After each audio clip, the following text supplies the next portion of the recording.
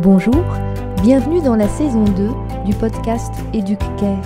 S'arrêter, prendre du temps pour soi, revisiter, questionner ce qui nous anime, nous inspire, changer de regard, retrouver l'essentiel au cœur de nos vies. Chaque premier lundi du mois, nous tenterons avec mon invité de vous emmener sur ce chemin.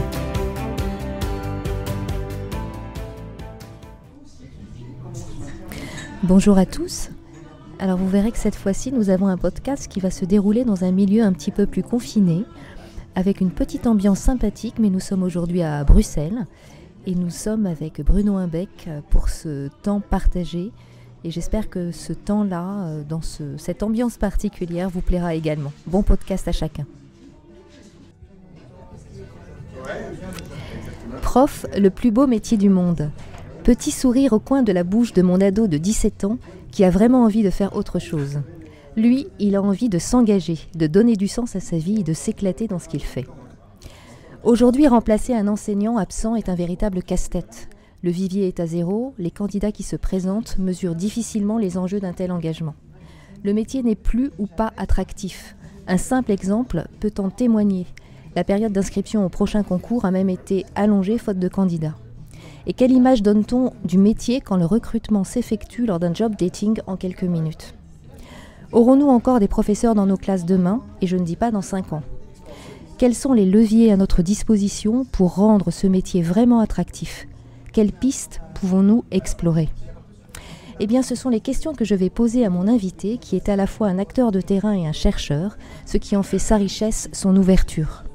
Son métier de psychopédagogue, il le vit en allant à la rencontre de l'autre, en cherchant à apporter un éclairage et des outils en fonction des axes de travail. L'éducation familiale, les relations école-famille, le harcèlement pour n'en citer que quelques-uns.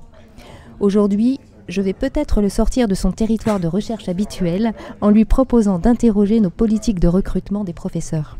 Je suis très touchée de recevoir pour EducCare Bruno Imbeck. Bonjour et bienvenue. Bonjour. Alors, après cette introduction un soupçon alarmiste, quoique, et avant d'entrer dans le vif du sujet, pouvez-vous nous dire ce qu'est un psychopédagogue et quel est votre périmètre d'action et de réflexion, c'est-à-dire d'où vous parlez ? Alors, un psychopédagogue, c'est un être un peu hybride qui n'existe qu'en Belgique, il faut le savoir. D'accord. Donc, en France, vous n'avez pas fait le croisement entre les psychologues et les pédagogues. En gros, vous avez Mérieux d'un côté et Boris Cyrulnik de l'autre. Okay. En Belgique, on a fondu l'ensemble en disant, tiens, dans les mécanismes d'apprentissage, il y a des composantes psychologiques importantes et il faut pouvoir les étudier. Et donc, le psychopédagogue, c'est quelqu'un qui étudie finalement les conditions psychologiques propre à l'acte d'apprentissage, à la fois à l'école et dans la famille. D'accord. Alors merci déjà pour cet éclairage, parce que ça nous permet aussi de savoir véritablement quelle est votre porte d'entrée et aussi, surtout, certainement, comment vous travaillez en systémie, oui. En termes d'approche. Alors, je le disais dans l'introduction, de moins en moins de jeunes s'orientent vers ce métier de professeur, que ce soit en premier ou en second degré.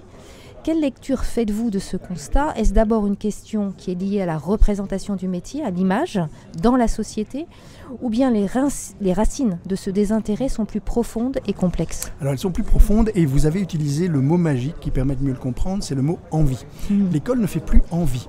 Parce qu'on l'a parfois trop vite présenté comme un lieu, notamment sous l'effet de la pédagogie dite positive, un lieu de plaisir permanent, de joie continue.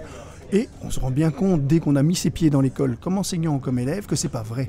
Que l'école ne peut pas produire en permanence de la joie, du contentement, de la satisfaction, du plaisir même. On sait que l'acte d'apprentissage demande des efforts. Or, l'effort peut être contradictoire par rapport au plaisir.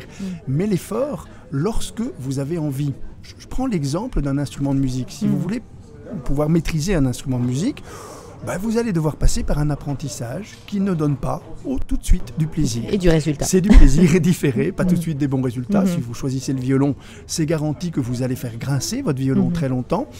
Mais l'effort vaut la peine et s'il est soutenu par l'envie. Eh bien, dans le mécanisme et dans le système de l'éducation, c'est le même mécanisme des poupées russes. Il faut que des enfants aient envie d'aller à l'école. On a fait beaucoup de tort à l'école en la déclarant obligatoire et en s'imaginant que parce qu'elle est obligatoire, elle allait garantir la démocratie. C'est pas vrai, c'est pas comme ça que ça se passe, parce que même l'école obligatoire, si vous y allez parce que vous êtes obligé d'y être, vous allez très vite vous retrouver à faire ce que fait un enfant, un élève, quand il ne comprend plus sa matière, il fait le mort ou il fait le fou. C'est-à-dire qu'il s'absente de l'apprentissage ou il fait autre chose que ce qui est attendu de lui. On le fait tous, hein, en tant qu'adulte, on va tous aussi se mettre à avoir ce type de comportement quand on ne comprend pas ce qu'on attend de nous ou ce qu'on nous dit. Et donc on se retrouve dans une école où on s'imagine que par l'idée de plaisir ou par le concept d'obligation, on a tout résolu. Évidemment que pour un enseignant, puisque c'est le système des poupées russes, il se retrouve avec dans sa classe des élèves qui sont obligés d'être là, qui n'ont pas envie d'être là, et pour lequel en plus on réclame qu'il leur donne du plaisir et que du plaisir. Il se trouve devant une tâche impossible et on le sait, hein, la pire partie de l'élève c'est quand même souvent son parent. Quand les parents au moins c'est posé. quand le parent exige ce plaisir continu parce qu'il n'a pas non plus fait la distinction entre envie et plaisir, pour l'enseignant ça devient une position intenable qui en plus le fait passer, et ça c'est très dangereux, c'est là que j'ai pris mes distances de manière assez nette avec la pédagogie positive, et notamment ceux qui sont des adeptes du yaka. Vous avez des tas de parents qui disent mais il n'y a qu'à faire ça, si ça ne se passe pas comme ça c'est parce que vous êtes trop ceci, parce que vous êtes trop cela, puisque il paraît que si on met un groupe d'enfants dans une classe, qu'on lance un alphabet mobile, ils vont spontanément s'entraider pour faire des lettres. Moi j'ai essayé. Ça ne fonctionne pas. Ils se sont tapés avec l'alphabet mobile, j'en ai vu qui rognaient les lettres, et il y a un petit mécanisme chez l'enfant qui apparaît dès sa naissance, mais qui se manifeste dès sa mise en groupe. Eh bien, ce sont les neurones miroirs qui, pour le meilleur, créent l'empathie, mais pour le cri, l'envie. C'est-à-dire l'envie dans son sens négatif. On parle depuis le début d'aller chercher positif. Pour lui. C'est ça. Si vous mettez un enfant qui joue, qui s'amuse énormément avec un jeu, mettez deux enfants en face de lui, il leur faudra ce jeu-là et pas un autre. Et vous aurez effectivement stimulé l'envie. Et ça, ce sont des mécanismes qui font que le groupe est compliqué à gérer. Il faut quand même savoir que les premières formations d'enseignants, sous Jean-Baptiste de Lassalle, n'ont pas été convoquées et mises en place pour apprendre aux enseignants le contenu des matières qu'ils avaient à transmettre, mais pour apprendre aux enseignants comment discipliner un groupe dans l'enseignement simultané pour pouvoir faire en sorte que chacun des élèves reçoive l'enseignement qui était à ce moment-là mis en place de façon simultanée pour l'ensemble. Et on était donc dans l'idée que la formation n'était utile que pour discipliner les enfants. Et donc cet aspect formatif, eh bien, là aussi ne va pas non plus donner l'envie. On va dire comment maîtriser un groupe, comment faire obéir les élèves, comment les faire taire, comment les réduire au silence, comment faire en sorte que ce soit des vases qu'on remplisse. Puis vous avez un autre courant pédagogique qui arrive et qui dit attention, les enfants ne sont pas des vases à remplir, les enfants sont des feux à allumer, pédagogie active. Et donc on va se mettre à jeter aux oubliettes, en rêvant en tout cas de la jeter aux oubliettes, la pédagogie traditionnelle. La pédagogie active n'avait pas pour vocation de contrarier complètement cette forme pédagogique au point de l'évacuer, mais de s'associer à elle pour faire d'articuler les deux, bien sûr. Et lorsque les enseignants prennent conscience de ça, la classe devient un endroit où ils s'amusent aussi et qui leur fait envie. Mais lorsqu'on réduit leur liberté de mouvement par rapport à des courants pédagogiques qui sont jugés bons, mauvais, et lorsqu'on leur dit, par exemple, lorsque la pédagogie positive a utilisé ce discours-là, si les enfants, ça se passe mal, c'est votre faute, c'est parce que vous êtes trop ceci, parce que vous n'êtes pas assez cela. Si mon fils n'apprend pas assez vite, mon fils n'est pas un vase à remplir, c'est un puits de pétrole à exploiter. Et dans une société qui considère que le nombre d'enfants hyper doués se démultiplie, l'enseignant est devenu responsable de ne pas réussir à aller chercher ce feu que la pédagogie active prétendait allumer pour en faire un puits de pétrole qui donne sa pleine rentabilité. Et là, ça a fait fuir beaucoup d'enseignants qui se sont dit ce métier-là, être constamment critiqué par un ensemble de personnes. On l'a vu pendant le confinement d'ailleurs, autant en Belgique qu'en France, dans le début du confinement, on a applaudi les enseignants. Parce qu'on s'est retrouvé avec nos enfants chez nous et on s'est dit, bigre, c'est quand même pas simple. En fait, c'est un métier. Voilà, bien sûr, c'est un métier que d'ailleurs en tant que parent, et là en France, vous avez eu une vraie sortie de route quand on a parlé d'école à la maison. L'école à la maison, on sait que c'est pas la même chose parce que les parents sont de très mauvais enseignants, tout simplement parce qu'ils n'ont pas appris à séquencer les matières et à les programmer, donc à les mettre dans un programme. Et donc on a vu des parents, dans un premier temps, se dire bravo les enseignants, ce que vous faites, c'est merveilleux. On est d'accord. mais ça s'est vite arrêté. Bien sûr. Parce que c'est comme les infirmières, un être humain n'est pas programmé pour applaudir très longtemps. Et ce qu'il applaudit, il va très très vite se mettre à cracher dessus. Et on l'a vu avec les infirmières, puis avec les enseignants, eh bien, les réflexes de critique sont revenus très vite. très très vite, dans l'idée que ce seraient des personnes qui gâchent le talent des enfants. C'est normal dans le contexte d'hyperparentalité. J'ai beaucoup travaillé sur ce mécanisme-là qui fait que vous avez convoqué à naître vos enfants et donc vous vous sentez hyper responsable de tout ce qui va leur arriver. Dans ces contextes d'hyperparentalité, eh bien, on ne supporte pas l'idée que notre enfant puisse être d'une façon ou d'une autre gâché. Et celle qui est pointée du doigt comme étant la première susceptible de gâcher le talent de l'enfant, c'est l'école. Et donc on tire à boulet rouge dessus. Et ce métier, forcément, qui a envie de se lancer dans un métier sur lequel on tire à boulet rouge? Et donc il faut d'abord, si on veut avoir un enseignement de qualité, que les parents apprennent à arrêter de critiquer sans connaître la fonction, le rôle et le métier de l'enseignant. Alors c'est hyper intéressant ce que vous dites parce que je vais faire un tout petit pas de côté. De manière très triviale, j'étais chez le coiffeur la semaine dernière et j'entendais à côté de moi une personne dire « mais de toute façon, vu ce qu'ils sont payés, ils passent 7 semaines de vacances, aucun intérêt et en plus ça râle ». Et on se dit si on reste encore sur un a priori ou une représentation de ce métier de ce type-là qui est vraiment très basique, mais on passe complètement à côté, c'est-à-dire qu'on est déjà... Il n'y a aucune manière de se rejoindre en fait. Tout à fait. Et on le comprend, ce que vous dites par rapport à la conversation que vous avez surprise chez votre coiffeur, c'est une méconnaissance complète de ce qui fait la pénibilité du métier de l'enseignant. Il faut savoir qu'un enseignant est très fatigué après une journée d'enseignement et on le voit dans l'imagerie cérébrale, les motifs de cette fatigue. Vous savez que quand vous observez un groupe auquel vous êtes en train de vous adresser. Ça peut être une conférence, ce sont les mêmes mécanismes qu'on voit se mettre en place dans des conférences, dans des formations pour adultes ou dans l'enseignement. Vous avez constamment une partie de votre cerveau qui est sollicitée par la perception que vous avez de l'intérêt de ce que vous dites vis-à-vis de votre public. Ça veut dire qu'en gros, vous balayez en permanence votre comme auditoire. Un scanner, on est bien d'accord. Comme un scanner. Ouais. Pour regarder, tiens, dès qu'il y en a un qui commence à s'affaisser un petit peu, qui fait de la tricoline. Qu'est-ce qu'on fait pour aller le rechercher Hop, il faut faire quelque chose. Et donc, on va se mettre en scène en permanence. Et on le voit d'ailleurs, ça a été la grosse faillite de l'enseignement prétendu hybride. C'est quand on s'est retrouvé avec des enfants, des élèves qui fermaient leur écran. On n'avait pas expliqué aux enseignants qu'une classe, c'est pas une pièce. Une classe, c'est le groupe d'enfants qui se rassemblent autour de l'enseignant pour se mettre en situation d'être des élèves.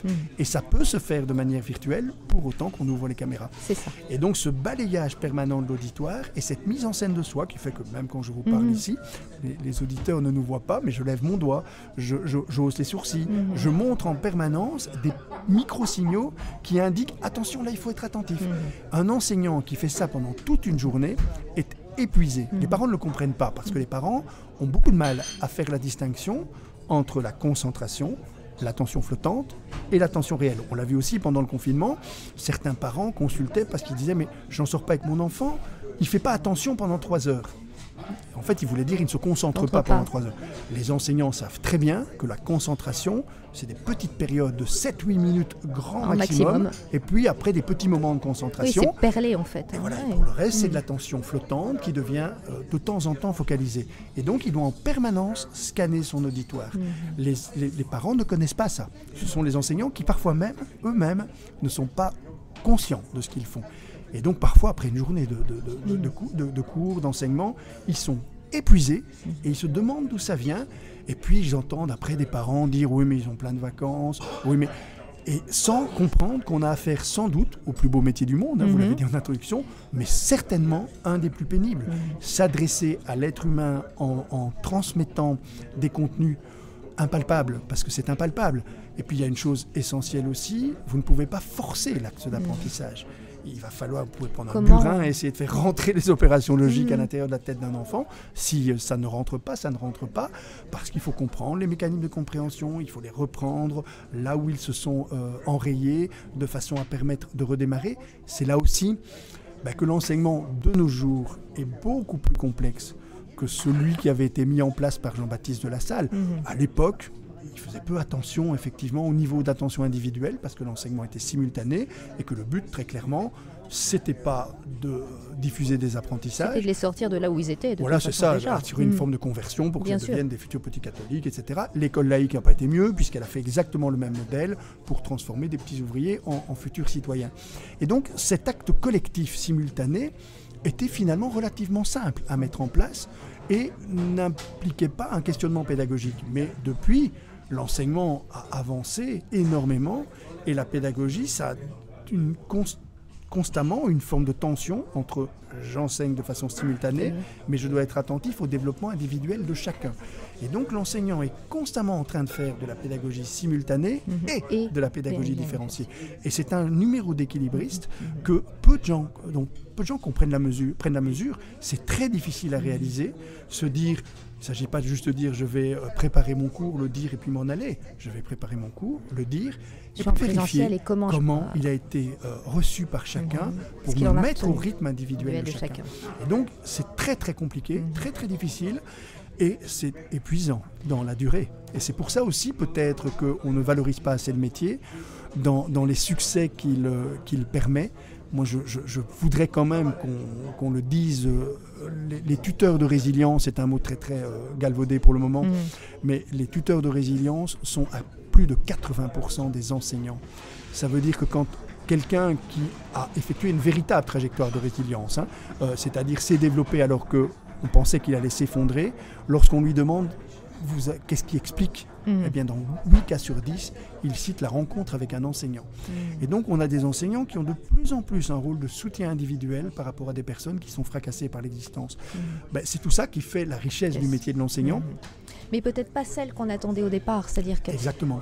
Dans ce que vous dites, moi j'entends bien à la fois la temporalité, le fait que c'est une profession, donc ça s'apprend, et quand on commence, parce qu'on parle souvent d'un métier qui est fantasmé au début, on n'imagine pas ce que ça demande comme travail déjà sur soi de se connaître, savoir ce qu'on va apprendre pour pouvoir permettre à l'enfant d'apprendre également. Et puis surtout, d'être confronté à, comme vous l'avez dit, au questionnement des parents, à leur insécurité, à leur incertitude vis-à-vis de l'avenir de leur enfant. Et tout ça crée quand même un territoire qui est très incertain pour tout le monde. Vous êtes au milieu de mille feux. C'est-à-dire qu'inévitablement, vous avez dans les mains l'avenir de la prochaine génération. C'est pas rien. Ça veut dire que vous êtes responsable non pas de ce que sont les adultes maintenant, mais de ce que seront les adultes de la prochaine génération. Alors évidemment, tant qu'on en est à un système dans lequel on a un peu l'impression qu'on a des techniques pédagogiques du XVIIIe siècle qui sont mises en place par des adultes du XXe siècle pour former les adultes du XXIe siècle, on peut quand même effectivement considérer que c'est quelque chose qui ne donne pas envie. Si par contre on dit voilà, vous êtes en train de cultiver la génération suivante, vous avez une responsabilité, mais c'est une responsabilité exaltante. C'est celle, par exemple, de faire revivre la démocratie. Parce que le vivre ensemble, ça ne s'impose pas. La démocratie, ça ne s'enseigne pas d'un point de vue théorique. Ça s'apprend à l'intérieur des groupes avec des techniques particulières. Ce qui manque aux enseignants et ce qui peut-être leur permettrait de retrouver l'envie, ce ne sont pas des formations nouvelles, c'est un accompagnement nouvelle génération. C'est-à-dire leur permettre effectivement d'avoir des techniques qui permettront, par exemple, de faire en sorte que les élèves vivent réellement la démocratie. Quand je vois encore que dans les écoles, les délégués de classe sont choisis par élection, alors qu'on sait que c'est la face la plus obscure d'une démocratie, quand celui qui obtient le pouvoir, c'est celui qui a été le plus manipulateur, qui a le mieux séduit, c'est pas le plus compétent, et c'est certainement pas celui qui parvient le mieux à transmettre la parole du peuple. La démocratie, c'est pas le pouvoir du peuple, c'est la parole et la puissance de la parole du peuple. Et donc il faut des techniques qui permettent de faire remonter les opinions de toute une classe. Un élève qui est choisi par tirage au sort pour devenir délégué de classe, mais à qui on va donner des techniques qui permettront de faire remonter les opinions majoritaires, les opinions minoritaires, les opinions partagées et les opinions singulières, est un élève qui n'apprend pas théoriquement la démocratie, mais qui l'apprend en vivant cette démocratie.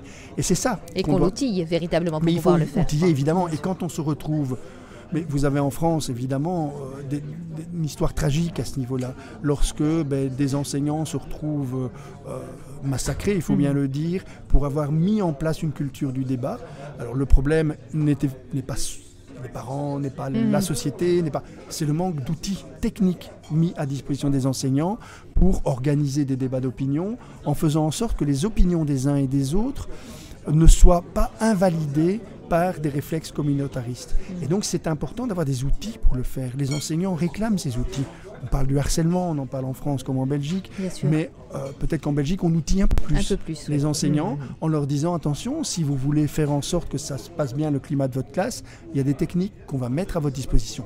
Pas des formations full-time. Vous savez, les enseignants ils n'en peuvent plus des formations qui vont à un moment donné leur manger du temps, sauf si la formation garantit que ça va augmenter leur savoir-faire.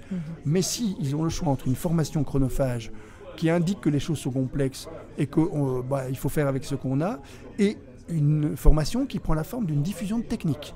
Voilà comment vous devez faire pour maîtriser le climat d'une classe, les espaces de parole réguliers. Plus opérationnel en fait. Plus opérationnel.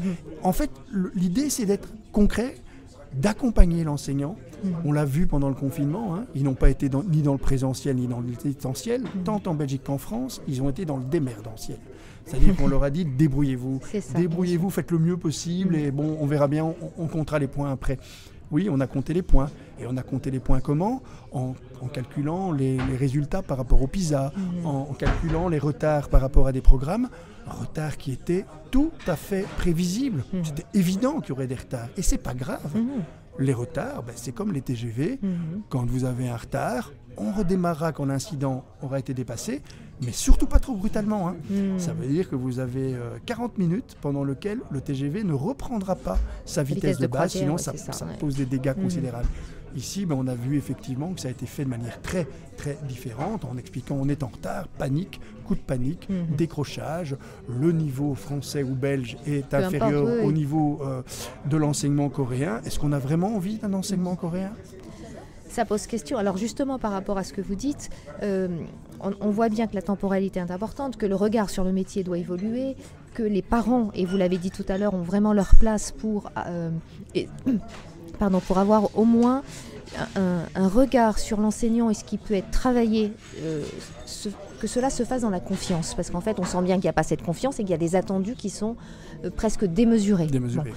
Aujourd'hui, de ce fait, par rapport à tout ce qu'on vient de partager, comment on peut favoriser en fait l'entrée dans le métier de jeunes qui n'ont pas forcément envie de ce métier, mais qui auraient envie de s'engager, qui auraient envie de donner du sens. Qu'est-ce qu'on pourrait mettre en avant pour leur donner envie de s'engager dans ce métier? Je pense que plus personne n'est prêt à s'engager seul dans une fonction, un rôle qui va le contraindre à une forme d'isolement.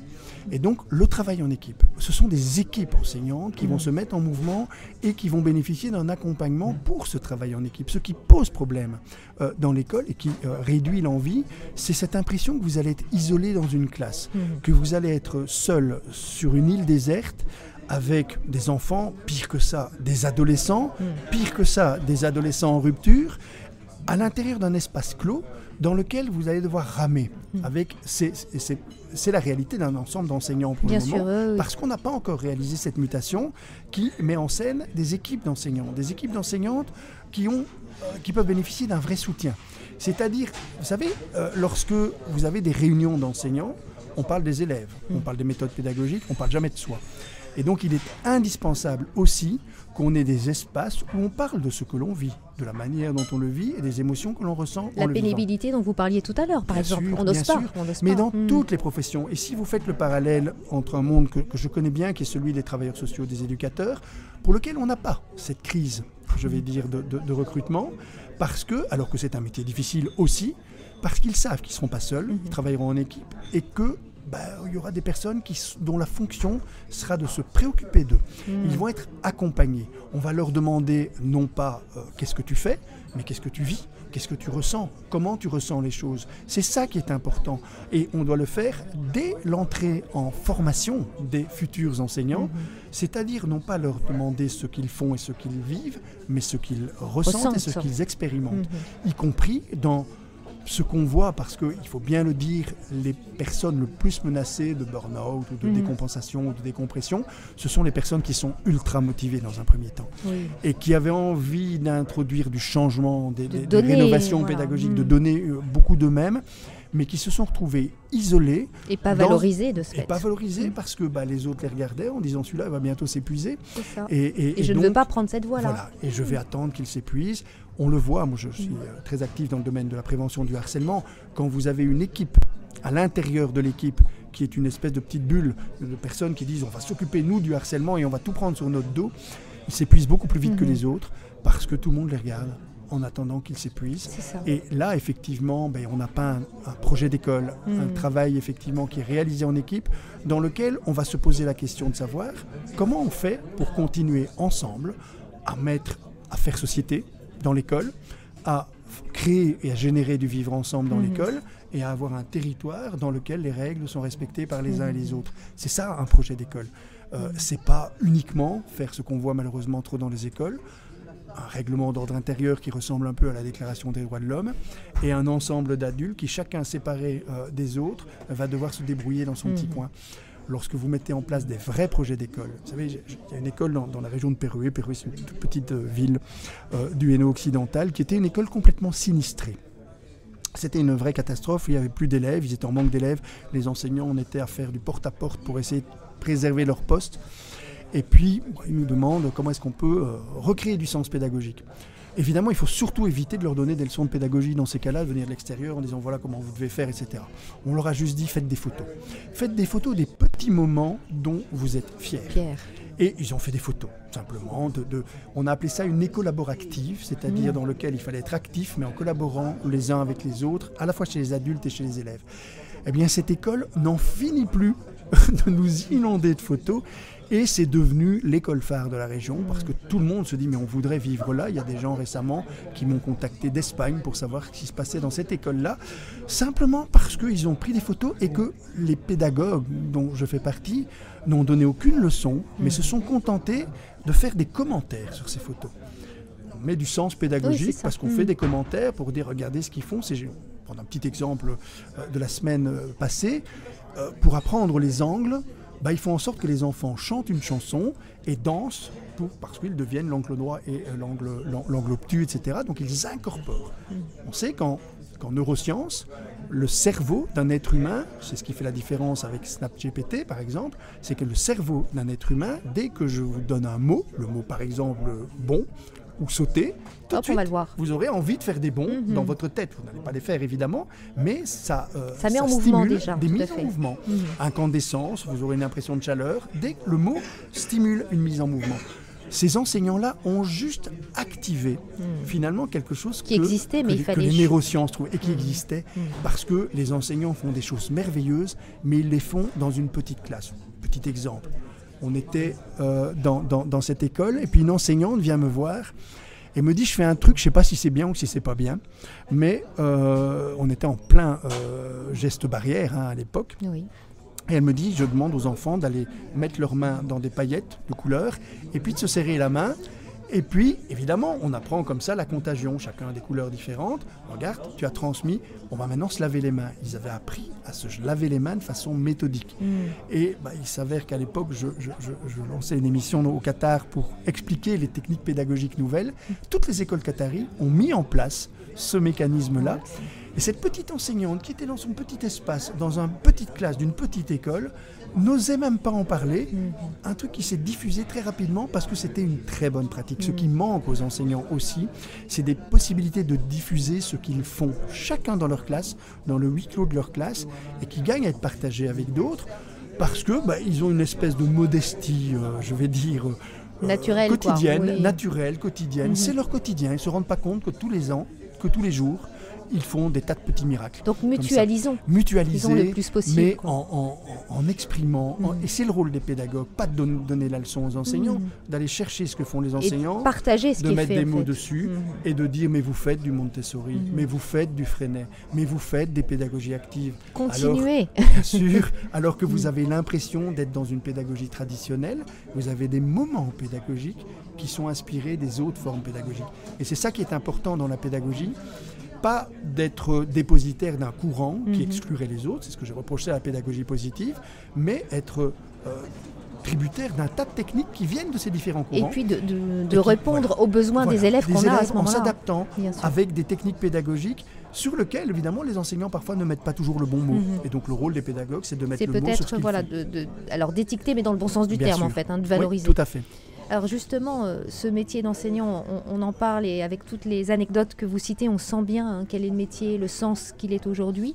Est-ce que si on parle de formation initiale, aujourd'hui, qu'est-ce qu'il faudrait véritablement mettre en avant dans les formations initiales, les compétences qui seraient à développer pour avoir un métier de ce fait qui est vraiment attractif? Alors, on le sait, et je le disais en introduction, les premières formations ont été mises en place parce qu'il fallait discipliner un groupe. On sait que l'autorité n'est plus quelque chose qui s'installe de fait. Depuis mai 68, c'est officiel, c'est fini, l'autorité s'est évaporée. Et donc, il faut qu'on puisse donner aux enseignants des techniques de maîtrise du groupe. Comment est-ce qu'on peut travailler avec un groupe entier en privilégiant le développement de chacun à l'intérieur de ce groupe, faire taire ceux qui parlent trop et faire parler ceux qui ne parlent pas du tout, par exemple. Ce sont des techniques qu'on va mettre à votre disposition et ça, c'est vraiment passionnant parce que c'est un champ de recherche qui est celui de la future démocratie. Comment on va la mettre en mouvement?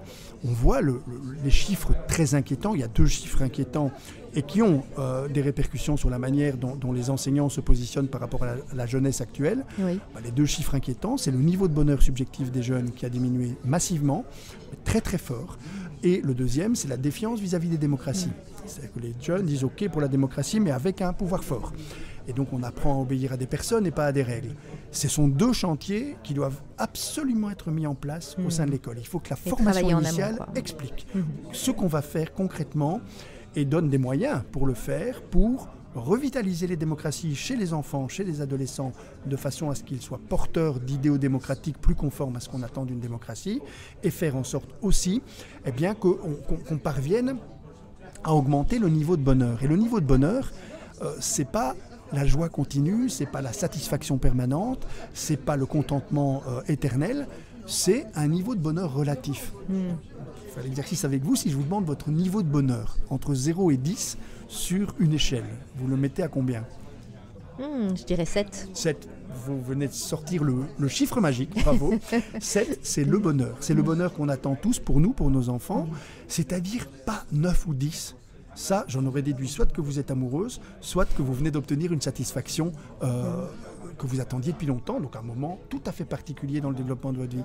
Et il faut que les enseignants puissent savoir qu'ils vont construire ce bonheur relatif, c'est-à-dire ce sentiment que la vie, effectivement, est inquiétante, et apprendre aux élèves à se poser tout petit les bonnes questions par rapport aux inquiétudes que génère le monde, par rapport au climat, par rapport à la guerre, par rapport à tout ce qui, à un moment donné, nourrit cette inquiétude. Il faut savoir que chez un être humain, il y a quelque chose de fondamental, une loi fondamentale qui fait que tout ce que vous nourrissez grossit. Si vous nourrissez l'inquiétude, vous allez grossir l'inquiétude, ça va devenir l'angoisse. Et donc, il faut aussi nourrir l'espérance, il faut aussi nourrir tout ce qui est positif dans les manières de vivre. Et c'est les responsabilités des familles, mais c'est aussi la responsabilité de l'école. Oui, et donc, dire aux enseignants le rôle qu'on attend d'eux et le soutien qu'on va leur apporter pour jouer ce rôle. Changer l'image du bonheur qu'a toute une génération et essayer d'inverser cette tendance qui est une tendance à la morosité qui s'installe. Et deuxième élément, faire en sorte qu'on puisse de nouveau croire aux idéaux démocratiques parce que les jeunes qui renouvellent la génération se remettent à y croire. Ce sont les 2 enjeux majeurs de l'éducation et c'est pour ça qu'on doit soutenir les enseignants et faire en sorte, et ça je crois que c'est vraiment le point essentiel, il faut savoir qu'il y a un adulte de la génération actuelle, qu'il soit parent ou enseignant, n'a qu'une obligation, l'obligation d'être heureux. Parce que si vous n'êtes pas heureux avec ce bonheur relatif, vous n'allez pas donner envie aux enfants de grandir. Moi, j'ai eu envie de grandir parce que j'ai vu un enseignant heureux de raconter des histoires parce qu'il lisait des livres avec bonheur. Cet enseignant, je l'ai de toute ma vie considéré comme étant la personne qui, effectivement, donne envie de grandir. Parce qu'un enfant, c'est quelqu'un qui est là, et puis qui doit grandir. Si il a face à lui des adultes qui lui disent « tu sais, grandir, c'est chiant, c'est épouvantable, on est tout le temps triste, on est tout le temps malheureux, on est tout le temps déprimé ». Voilà. Vous savez, j'ai régulièrement d'ailleurs des parents qui viennent me dire « moi, les enfants lisent plus, c'est épouvantable, comment est-ce qu'on pourrait leur donner l'envie ou le goût de la lecture ?» Et je repose toujours la même question, vous lisez vous-même? Et elle me dit, ah non, moi j'ai pas le temps. Ben alors vous n'y arriverez pas. Parce que la seule façon de donner le goût de la lecture aux enfants, c'est de lire soi-même, mais de lire avec plaisir. Ils finiront par se dire ce qui donne... Qu'est-ce qui se passe voilà, là? qu'est-ce qui se passe? Qu'est-ce qui donne cette envie? C'est pas le plaisir Pourquoi de nouveau, c'est l'envie. Voilà. Lire un livre, tous les lecteurs le savent, les 7 premières pages du meilleur roman du monde sont toujours un effort. C'est tous les... Il faut rentrer dedans. Mais bien sûr, On les se grands pose, lecteurs et le il faut savent. quitter Et tout on ce qui est connaît mental, tous mais bien sûr. la jubilation de la 7e page. Ah, je comprends. Mais les Et ça 7 y est. premières pages, on ne comprend rien à aucun livre Faut rentrer et on se dedans. met à comprendre. Et donc c'est un effort, c'est donc pas le plaisir continu, mais qui est stimulé par une envie forte qui donne non pas le plaisir de lire, mais le bonheur de lire. Ce bonheur-là, c'est aux parents et aux enseignants de le transmettre. Alors, ce qui est intéressant de ce que vous dites, voilà, on a déjà, non pas la scission, mais plaisir-bonheur. Au moins, on peut déjà faire la différence entre les deux, et vous l'avez Essentiel, dit. Ça, tout à c'est fait. hyper important. Moi, je reviens quand même sur ce que vous avez dit par rapport au soutien qu'on peut apporter aux enseignants. Aujourd'hui, véritablement, comment, par rapport à ce que vous avez dit, comment on peut vraiment nous les soutenir, c'est-à-dire tous ceux qui sont forcément les parents en changeant de posture, mais aussi dans la formation et dans l'encadrement. Comment on peut faire? Alors, vraiment on peut le faire. Si on est un parent, par exemple, en s'intéressant avec l'enseignant au développement de l'enfant. C'est-à-dire au lieu de l'idée de se plaindre parce que mon enfant n'est pas assez ceci, trop cela, à cause de vous. Non, mon enfant vit des émotions. Je voulais juste vous les transmettre pour que vous soyez au courant de ce qui est mon enfant pour le moment dans le geste d'apprentissage. Les enseignants apprécient énormément cette façon de coéduquer, c'est-à-dire d'éduquer ensemble. Ça y est, un premier gros mot, la coéducation. C'est On est un très d'accord. gros mot, on est d'accord. Voilà. C'est un très gros mot parce que c'est un vœu pieux si ça n'obéit pas à des règles précises. Si ça signifie s'intéresser ensemble au développement de l'enfant, psychologique et pédagogique, pas de souci. Si c'est co-enseigné, c'est catastrophique. C'est pas l'enjeu, c'est pas le rôle du parent, on est bien C'est pas un d'accord. rôle de parent de dire aux enseignants comment ils doivent enseigner. C'est pas le rôle des parents d'enseigner à leur tour. Même les devoirs scolaires sont une hérésie d'un point de vue pédagogique parce que le parent doit s'arrêter au seuil de compétence de l'enfant. Si l'enfant ne comprend pas, je dois pouvoir le dire parce que je ne saurais pas lui réexpliquer les choses parce que je mets trop d'affect. La cogestion de l'espace scolaire n'est pas non plus le rôle des parents. L'école est le lieu des enseignants, des élèves, d'ailleurs pas des enfants. Vous savez, aucune femme n'accouche d'un enfant. L'enfant devient un élève quand il rentre dans un endroit qu'on appelle l'école. Et donc c'est l'école qui transforme l'enfant en élève. Et ça, c'est un lieu qui n'appartient que aux enseignants, aux directeurs d'école et aux élèves. Mais l'école doit éviter aussi de faire ce qu'on appelle la police des familles.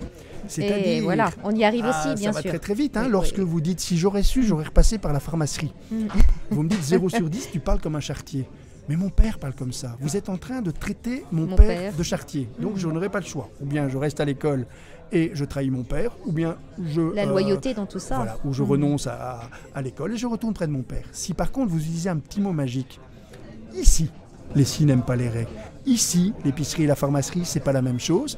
Vous allez complètement transformer l'acte pédagogique et vous ne ferez pas la police des familles, mais vous serez toujours aussi gardien de cette langue qu'on appelle la langue de l'école. On est tous trilingues. On parle la langue de l'école, la langue maternelle et la langue authentique. Si on permet la coexistence de ces 3 langues et pas la hiérarchisation de ces différentes langues, mais ça, on doit l'expliquer aux enseignants. Combien d'enseignants ne se rendent pas compte? Ils se disent, moi mon rôle, c'est de transmettre, et c'est vrai, le français normé.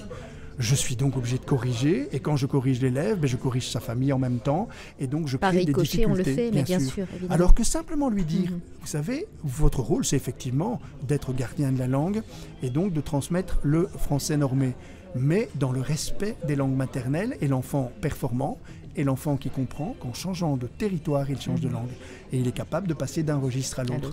Là, vous avez des enseignants qui savent se positionner par rapport à ce qu'on attend d'eux en termes d'apprentissage, qui évitent le piège de la police des familles. Les enseignants ne sont pas... la scission, de toute façon. Bien sûr, ils ne sont pas formatés, ils ne sont pas désireux de policer les familles, mais ils ont tendance à le faire. Parce qu'ils n'ont pas les moyens.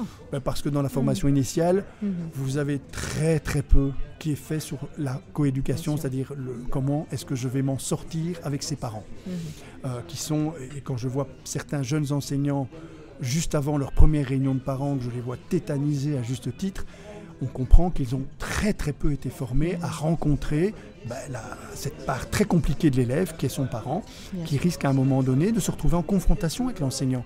Tant qu'on ne met pas en place ce mouvement-là, on va se retrouver avec un métier qui est préfiguré. On est dans un rapport de force presque à un moment donné. Mais bien sûr, c'est un terrain miné. C'est-à-dire qu'on sait que c'est une paix armée. On le sait que le premier, on attend... Ça, vous l'avez dit dans votre bouquin sur la relation avec école, famille, enseignant. Il suffit d'attendre devant aux grilles d'une école. Les parents parlent beaucoup. Ils parlent beaucoup des enseignants. Ils n'en parlent pas toujours positivement.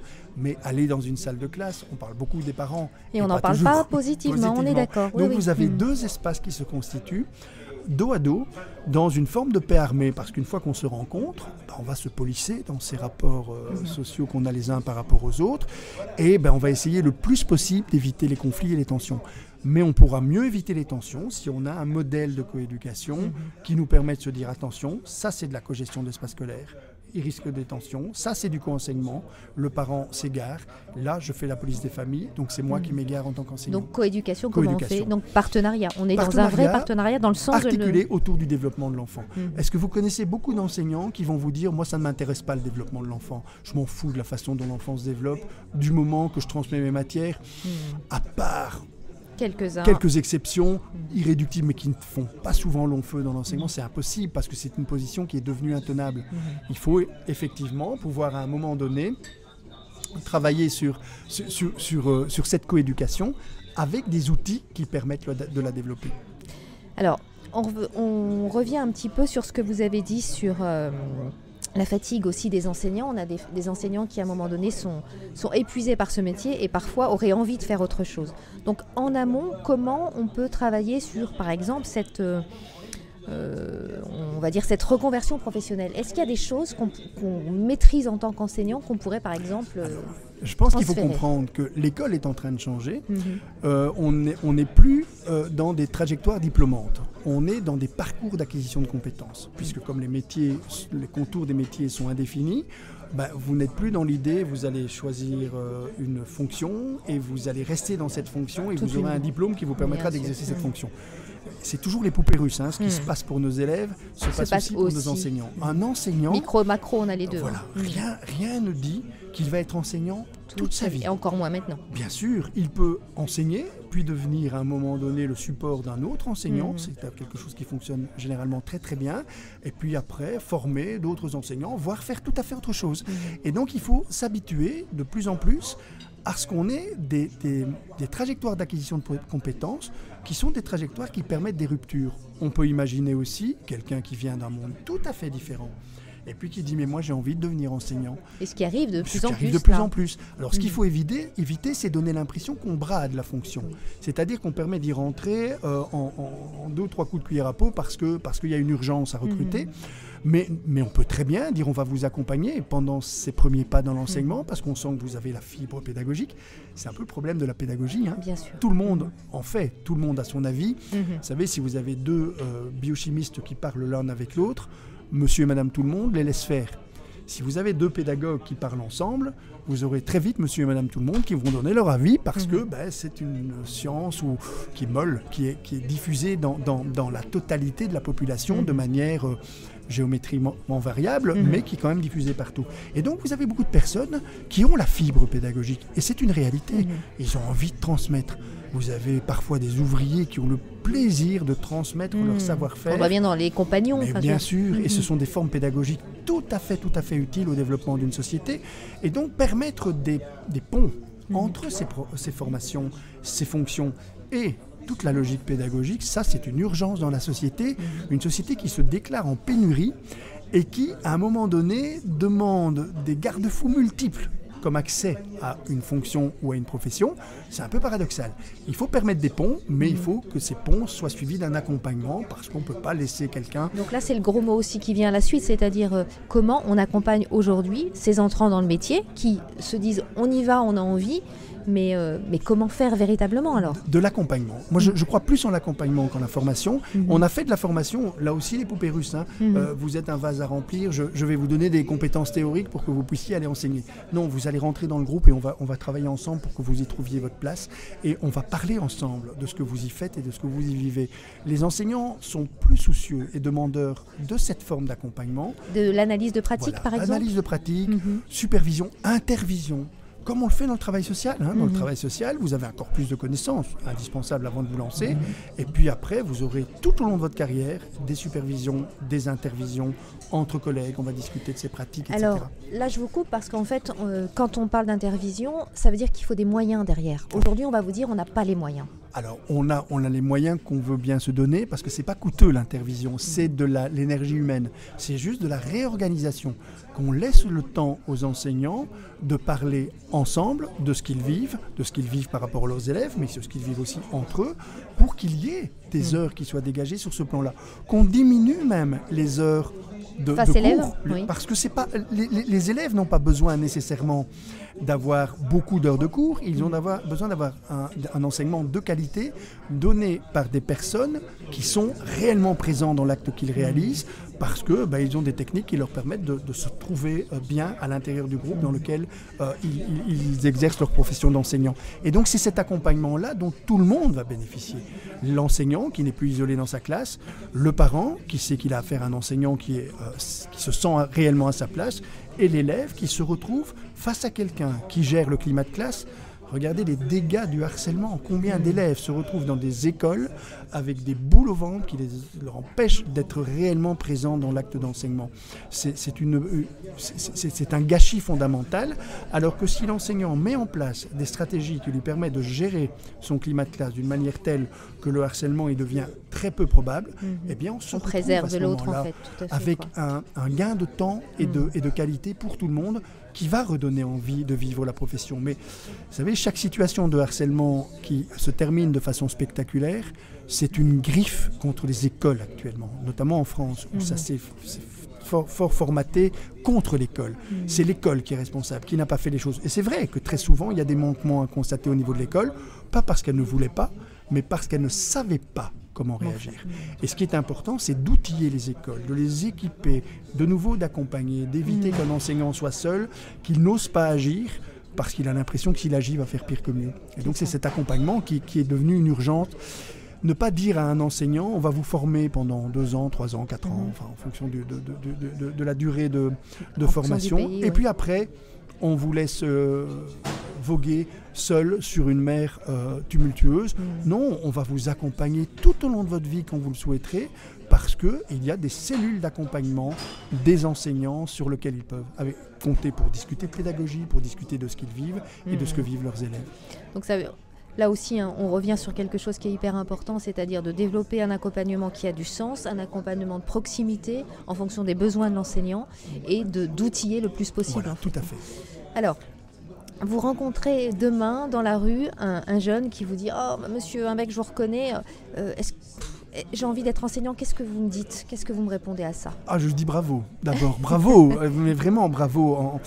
Et allez, je vais lui transmettre juste un courrier qui devrait être lu systématiquement dans toutes les écoles qui forment des enseignants. C'est la lettre que Camus a écrite à son instituteur. Qui est magnifique. Cette lettre-là, évidemment que c'est une lettre qu'on doit connaître par cœur quand on fait de l'enseignement.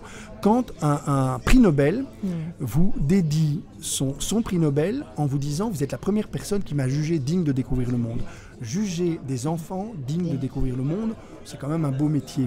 Et c'est le seul métier qui permet ça de manière continue. Ça veut dire que, évidemment, que je considérais avec beaucoup d'enthousiasme le projet de cet enseignant en insistant sur le fait qu'il a le droit d'aller chercher tous ces petits bonheurs que ressent un enseignant, non pas quand il constate qu'un bon élève travaille encore mieux, mais quand il constate que quelqu'un qui n'avait pas les chances de réussir sa vie égale aux autres est en train de se développer d'une manière peu ordinaire, d'une manière étonnante, et qu'il s'appuie sur la croyance que vous avez eue en lui. C'est ça qui est merveilleux dans cette lettre. En fait, lui donner cette confiance de dire, en fait, vas-y, vis et développe-toi. Fais des erreurs. Tu vas en faire tout plein des erreurs. C'est pas grave. Et tu vas avoir le droit. C'est sérieux, une erreur, c'est sérieux parce que tu dois apprendre de l'erreur ce qu'elle contient, qu'elle peut t'apprendre, et tu vas apprendre à continuer à te tromper mais à te tromper chaque fois mieux.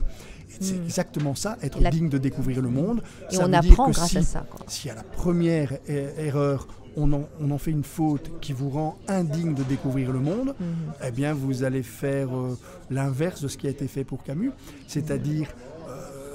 C'est-à-dire que l'autre se replie et se dessèche. Je suis indigne de découvrir le monde, donc je n'ose plus apprendre, je n'ose plus commettre des erreurs et je vais finir par échouer. Et le mot le pire en éducation, c'est échouer. Échouer, c'est quand même pour un bateau un destin tragique. Vous êtes sur une plage, embourbé à quelques encablures du port.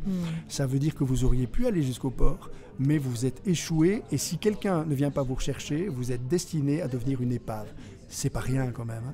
Et l'enseignant, c'est celui qui évite qu'un être humain devienne une épave. Vous savez, moi j'ai travaillé, c'est ce qui m'a rendu pédagogue. Je suis d'abord un travailleur social à la base, donc j'ai travaillé dans des structures d'accueil pour personnes hautement déstructurées, des familles à transactions violentes.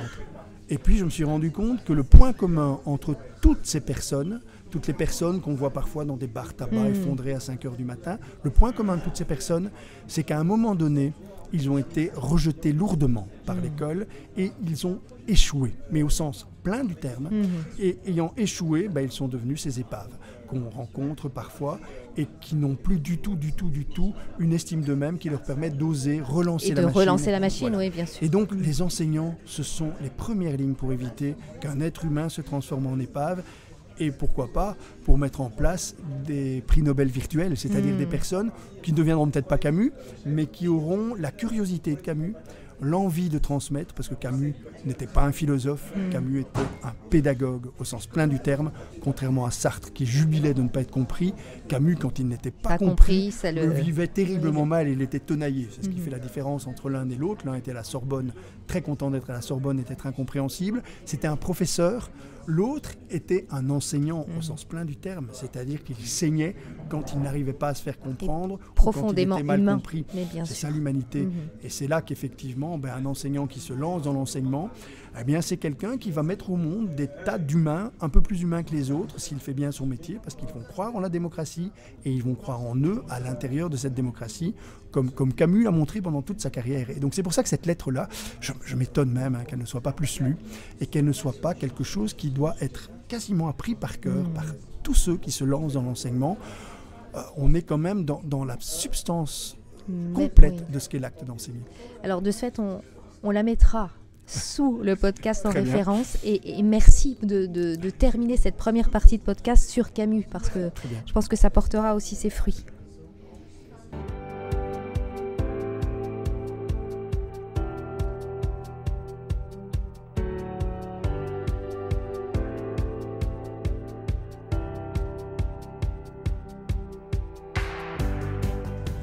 Alors, aujourd'hui, puisque Educare, ça veut dire pour nous aussi, c'est un temps pour soi, et comment on prend soin de soi, on en a déjà parlé suffisamment dans le podcast de faire attention à ses émotions, voir ce qu'on ressent. Alors aujourd'hui, comment vous prenez soin de vous, ce qui vous ressource, ce qui vous repose et vous donne de l'énergie? Alors, de l'énergie, je n'ai pas vraiment besoin, j'en ai beaucoup, mais j'ai besoin de sérénité. Et ce qui me donne de la sérénité, c'est la solitude habitée, parce qu'il faut être entouré, se sentir entouré, ce n'est pas de l'isolement, mais une forme de solitude habitée qui est essentiellement consacrée à lire. La lecture est ce qui me construit, parce que la lecture, au bout d'un moment, ça vous contraint à l'écriture. Et l'écriture apaisée, pas une écriture encolérée pour se plaindre d'une chose ou l'autre, mais simplement écrire ce qu'il y a autour de nous, comment on peut vivre les choses, et comment, par exemple, on peut redéfinir, on en parlait tout à l'heure, le bonheur autrement. C'est-à-dire pas comme un état d'euphorie, d'exaltation, mais comme un état de contemplation, de sérénité. De paix intérieure. Un bonheur serein, simplement. Et je pense que c'est aussi lié à l'âge. Il y a un âge où on cherche plus la sérénité que l'intensité. Et on se rend compte que le bonheur est davantage dans cette sérénité-là. La lecture étant sans doute ce qui vous donne le plus cette forme de sérénité. Et pour vous, c'est vraiment ça. C'est vraiment ça avec l'écriture, on est ça d'accord. L'écriture, oui. Et on le voit dans ce qu'on peut lire, de ce que vous écrivez, vous partagez de temps en temps. On sent bien que l'écrit est vraiment important. Mais alors, merci déjà pour cette première étape. Est-ce que vous avez un dernier coup de cœur littéraire ou quelque chose que vous auriez envie de partager? Il y en a énormément des coups de cœur littéraires. Puis vous êtes venu me surprendre dans un hôtel où j'aime beaucoup lire. Par exemple, celui-ci, Alors oui, celui-ci particulièrement, c'est vraiment le hasard, hein, Grégoire de la Cour, La femme qui ne vieillissait pas. Je le conseille à tout le monde, c'est à la fois une pièce de théâtre pour le moment qui est jouée à Paris, qui est extraordinaire, qui vous montre le drame vécu par une femme qui ne vieillit pas. C'est-à-dire qui, année après année, a exactement le même visage. Alors vous allez me dire, mais non, ça c'est le bonheur. Eh ben non, c'est l'enfer absolu, parce qu'on doit pouvoir accepter que l'histoire, notre histoire, se lit sur notre visage. Et ce visage va faire de nous un être humain. Si à partir d'aujourd'hui, vous ne vieillissez plus du tout, votre histoire est finie, terminée. Et donc on doit aimer ceux avec qui on vit, non pas en dépit de leur vieillissement, mais parce qu'ils vieillissent. Et quand on se met à aimer les rides, qui encadrent leur visage et leur sourire, là on se met à les aimer vraiment.